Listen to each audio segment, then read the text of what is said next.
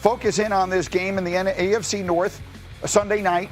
Mike T, this one will decide the division. Who do you like, Ravens, Steelers? It's got to be the Ravens, Greedy. Earlier, Harry talked about how hot Derrick Henry is. We're looking at here. Pittsburgh's defense has been moribund, disappointing, whatever you want to call it. And then, obviously, who is Aaron Rodgers going to throw the ball to? So, on paper, I like Baltimore by a lot. How about you, Harry? Yeah, I'm going with the Baltimore Ravens as well. Todd Monken, just don't mess it up as the offensive coordinator. Feed the beast. Derrick Henry has been one of the game's greatest running backs, the streak that he's on right now. Been able to be like top 3, top 5 in rushing every single year that he completes a season. Feed the beast. Allow him to take you to the promised land. Shefty doesn't make picks, but he does let you know who will and won't be on the field. Shefty, for those just joining us, how about all the injury stuff surrounding Steelers and Ravens for Sunday night? Well, for starters, Greeny, it certainly feels like Lamar Jackson is now tracking to play. Having been a full participant in practice on Wednesday, he hasn't done that since about week 10. So that tells you that Lamar is going to be out there. Mike Tomlin sounded a note of optimism earlier in the week about TJ Watt being out there. However, I still think they need to see him get through the week of practice and how he recovers from that partially collapsed lung before they say he's ready to go on Sunday night. But Lamar will be out there. There's a real possibility TJ Watt will be out there. And we know the Steelers, of course, won't have DK Metcalf, who will be serving the second game of that 2-game suspension. I will take Pittsburgh because absolutely no one else is, and we all know how things go when you do that.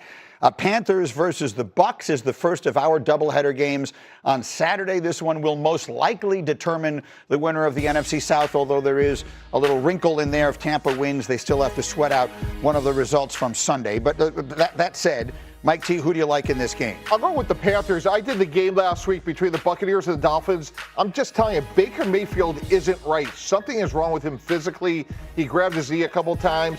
And even though I think Carolina is a year away from being a year away, they're doing a really good job taking the ball away. I think Tedero McMillan's going to be a star. And Bryce Young, a little up and down, but I think he's going to do just enough for them to beat Tampa. Harry, how about you? Yeah, I'm going with the Panthers as well. Mike T, you did the game last week of the Bucs. I did the game the previous week, the Panthers versus the Tampa Bay Buccaneers.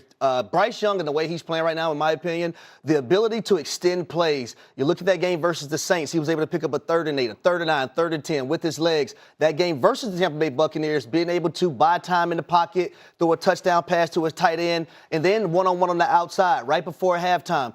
Todd Bowles and that defense go cover 0. Tedero McMillan, perfect pass. And then late in that ball game to get in field goal range, Jalen Coker hits him on a go route as well. He did a great job winning one-on-one. I'm going with Bryce Young in the Panthers. Could you see either of these teams, whichever one it is that winds up in the playoffs? Because, again, Atlanta can have a say in who wins the division, but it can't be the Saints or the Falcons. It'll either be Tampa or Carolina. Could you see either of them winning a playoff game? No.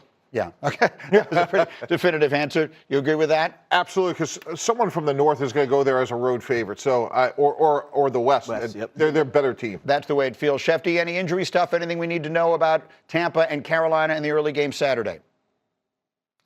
Well, you heard Mike allude to Baker's knee, and he has not looked right. And I would just say this, that over the last 6 weeks, it's very strange because the Buccaneers are at home. They're playing for the division title. But over the last 6 or so weeks in the National Football League, there has not been a team in the NFC that has played worse football than the Tampa Bay Buccaneers. They might be the worst team in the NFC over the last 6 weeks, which is hard to imagine. But if you look at it, that's how they've played. They have a chance to turn it around Sunday, one game to get right. But the way they've played recently will not get it done against the Panthers. Tampa's a 2.5-point favorite, according to DraftKings, as I look at the app right now. And then finally, we have the Seahawks and 49ers. That's our game Saturday night, and it's pretty simple. Winner is the 1 seed in the NFC. Loser falls into the wild card pool. Mike T, who do you like? I'll go with Seattle. Look, Sam Darnold, I know it's been a little up and down, but I think he's the better quarterback. His ceiling is higher than Brock Purdy, as good as Brock Purdy's playing. Smith and Jigba is really good. Whoa. So I as good as Brock Purdy is, I think if Sam Darnold plays his A game, they win this game. Now, Harry's looking at him funny. How dare you disrespect Vanilla Vic like that? Brock Purdy being able to elude pressure, do it with his legs, throw with anticipation. Mike T, I disagree with you. I believe Brock Purdy is going to be the better quarterback in this matchup. I'm taking the San Francisco 49ers also because of Christian McCaffrey. I think I heard Shefty reacting to that as well. How about it, Shefty? There hasn't been a hotter quarterback in football the last couple of weeks than Brock Purdy. He's been lighting it up.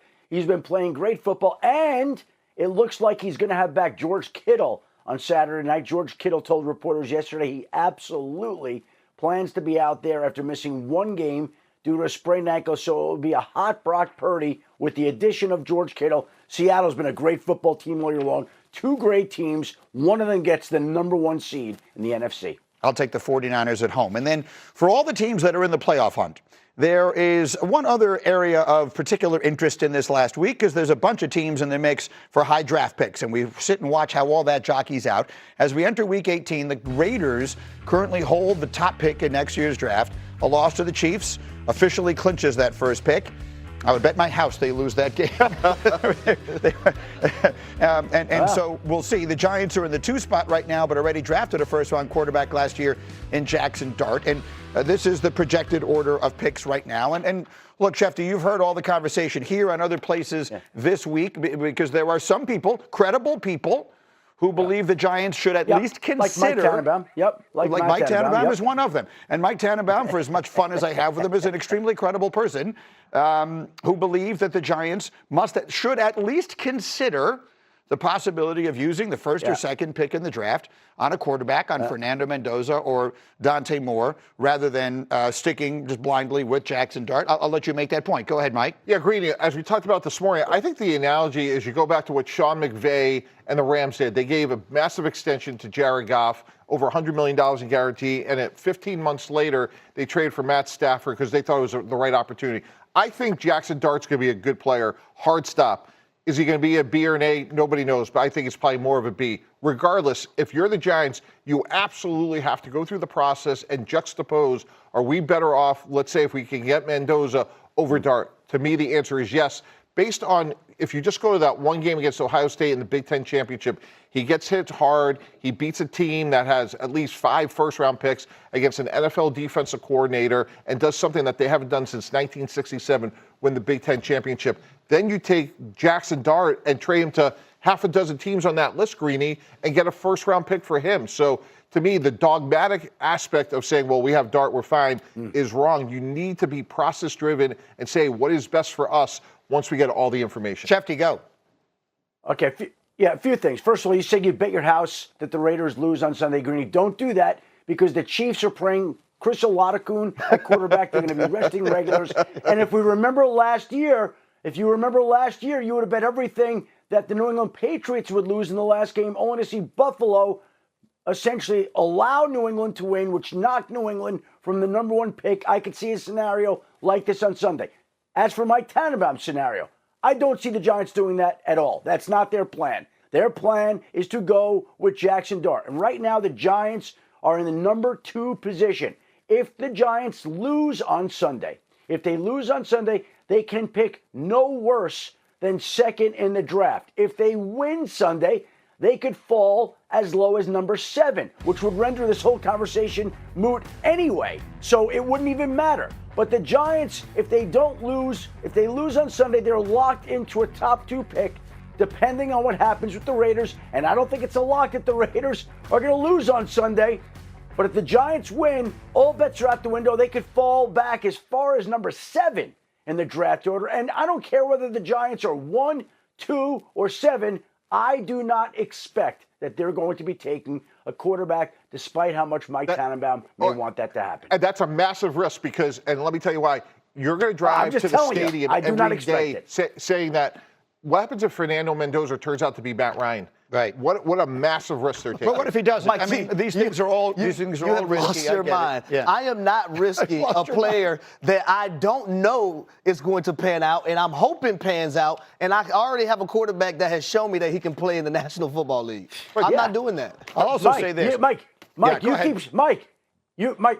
you keep saying that Fernando Mendoza is an A and Jackson Dart's a B, when the Giants right now think Jackson Dart's an A and these unknowns are Bs. So your thinking is opposite of what their thinking is right now. We'll see how it plays out. All I'm saying is I don't expect it to be a factor.